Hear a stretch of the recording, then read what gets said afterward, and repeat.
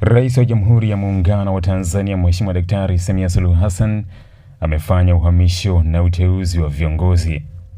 Kwa mujibu wa taarifa iliyotolewa na Katibu Mkuu Kiongozi Balozi Dr. Moses Kusiluka, uhamisho na uteuzi huo ni kama ifuatavyo.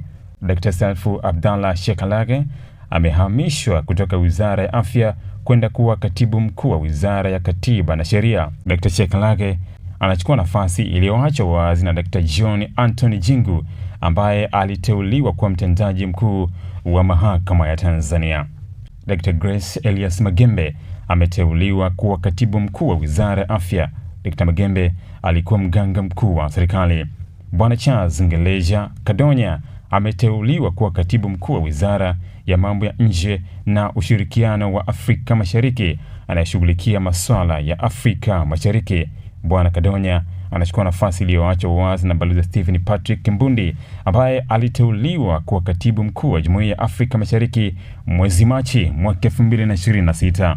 Profesa Vediana Grace Masanja ameteuliwa kuwa mwenyekiti wa bodi ya ukurugenzi ya Taasisi ya Utafiti wa Misitu Tanzania TAFORI. Tarehe ya uapisho wa makatibu wakuu wateule itatangazwa baadaye. Imetolewa na Bakari S. Machumu, mkurugenzi wa mawasiliano ya Rais Ikulu, leo Juni 26 mwaka 2026.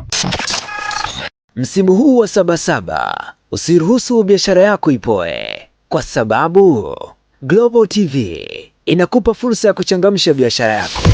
Okoa hadi 50% ya gharama za matangazo na uwafikie mamilioni ya wateja kupitia vifurushi vyetu maalum vya Sabasaba. Chagua kifurushi chako kuanzia $250,000 hadi $500,000 tu.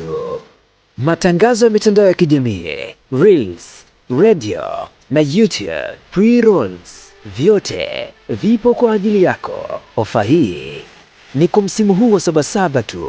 Wahi sasa.